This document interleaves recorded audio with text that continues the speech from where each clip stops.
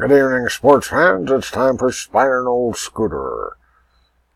How are you? How am I? I love this hat. It's the most comfortable hat I've got. And it's better than bald, you have to admit.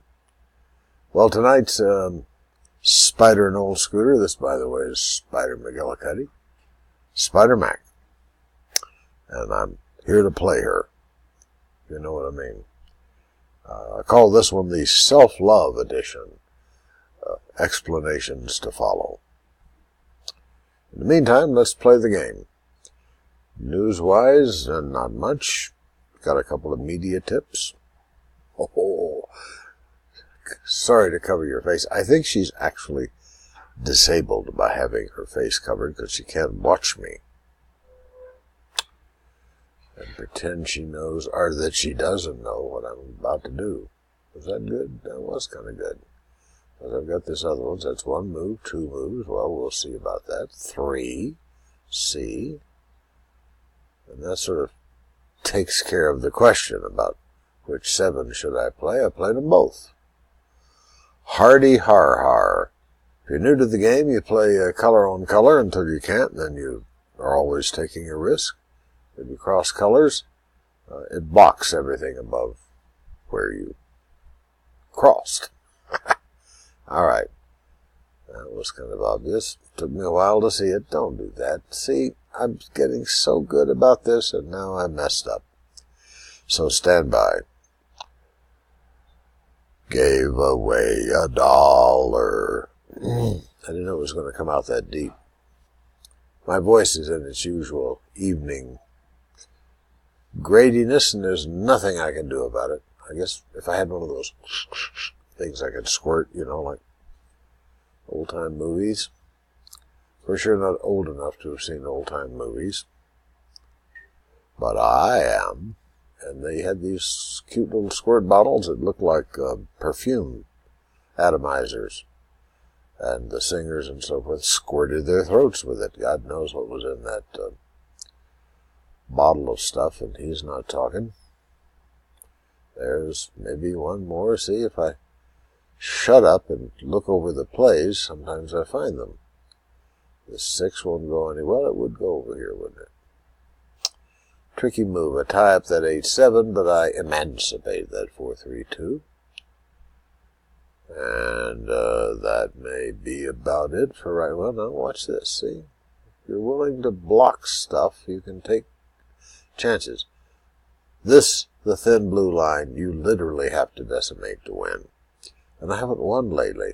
I have gotten a score or 2 and not lost badly, which is way better than losing badly. You know, there's a golfer named Badley. What a name. He's pretty goodly, but he's called Badley.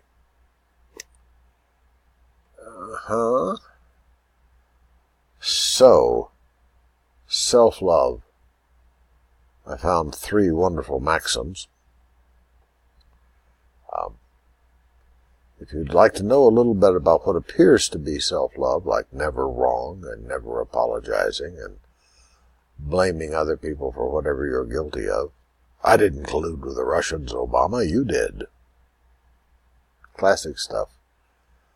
And one of the principal mentors in this technique of our president was Roy Cohn, the famous or infamous lawyer who worked for Joseph McCarthy.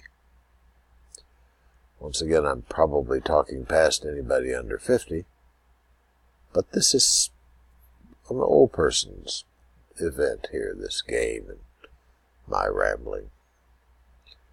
But anyway, in Vanity Fair, or the online version that I saw today, there's a wonderful article about Roy Cohn and his influence on Donald J. Trump. Everybody ought to read it.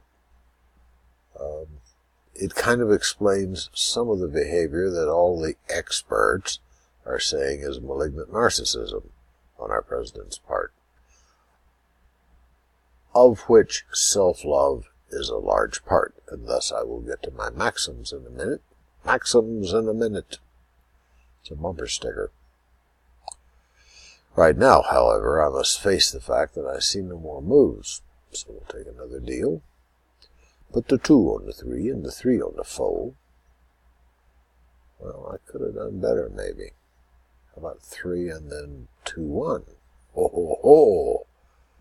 It's not provably better, but it was more fun. But Roy Cohn was the source of a lot of that never, ever admit error, never, ever apologize, and always counterattack. And particularly the old schoolyard trick of, I'm not weird, you're weird. Turning it around, like he's right now turning it around on Obama, saying he colluded with the Russians, which I think is pretty funny. He colluded with the Russians to get Trump elected? Could be.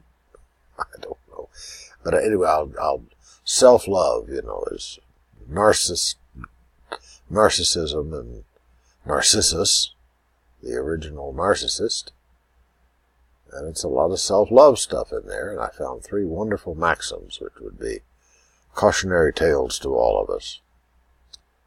That's all of us, Mr. President. Oh, well, what are you seeing here? You can't go around lecturing the president, ignoring the game. Who do you think you are? Spider-Mac would never forgive me. If I could move this 9, and if I could fly, so there's that, and this is already done, and this could move over there, freeing up that, which I guess I'll do, for lack of any really bona fide. I heard it pronounced bona fide, bona fide, and bona fide, in discussion of the Supreme Court lifting of or partially lifting the injunction about the travel ban, where you have to have a bona fide, or fide relationship with someone in America to be allowed to come in. Not an all unwise idea. I just thought it was funny that there's no consensus in the news gangs about how to pronounce that. I pronounced something wrong last night. What was it? Oh, it was so embarrassing to go back. I always have to glance at the tape before I upload it to YouTube for your perusal. And there it was. I saw this mispronounced name. What was it? I said surfeit, meaning a great deal of it, more than you need. It's really surfeit. I mean, I was incredulous when I listened to the little computer. Surfeit. I kept punching it. Really? Surfeit? All my life I've said surfeit. You said surfeit, and I said surfeit. Don't sing, Scooter. Alright, well, that's pretty much it. I have, I might as well read the Maxims. After all that build-up. These are the Maxims of Francois Duc de la Rochefoucauld from the 1600s. They're sort of the original Maximist. I have to lean forward so you're going to be confronted with my close-upness, which is a frightening look. So, self-love is more cunning than the most cunning man in the world. Maxim number 2, that was maxim number 4. Self-love is the greatest of flatterers. And finally, and I think this looks into our inevitable futures, whatever discoveries have been made in the region of self-love, there remain many and unexplored territory there. So watch yourself. Alright, so last deal. Not going much anywhere so far. And probably, predictably, at all, as long as I sit here and throw away money. I've now thrown away $80. What are you? That's my calendar. I don't want that. Go away. What? See? Computers do that to me all the time. They just do stuff that I had no initiation, participation. Initiation, participation. Don't sing, Scooter. So that's not going to do anything except spend money. Way the game works, $500 to play, $550 to break even. That's the house margin. By the way, house margins are all over the place. I got into researching house margins, and it depends on the house, depends on the game. Depends on how many fools are willing to play. Oh, well, here's a little restack. That's something. Now, if I could disappear that, but I can't. Here's something I can do. I'm sort of honor-bound to play out the game. It's only fair. Although I have initiated a new rule that if I want to, when I deal the last card, or before I deal the last card, after all of them are done except one, I can quit. I can fold them. If I think it's so bad. And it'll undoubtedly save me money in nearly every case that I'm doing badly, but I haven't done it yet. Did I tell you about the golfer named Badly? So that's it. At least that's all I'm going to do. That's all the patience I have.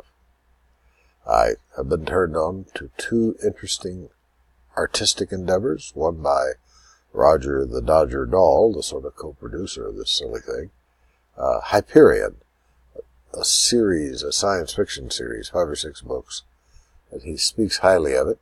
I reserved it at the library, and then I forgot about it for 3 days, went to the library today, and it was already gone again. It's a new book, a lot of people want it, and my youngest, I can't keep these things straight, my youngest son, Patrick, turned me on to a rock opera. A Dutch guy, I don't have all the details in my head, I've got it in emails around Arion, Ayreon. It's fantastic if you like rock operas.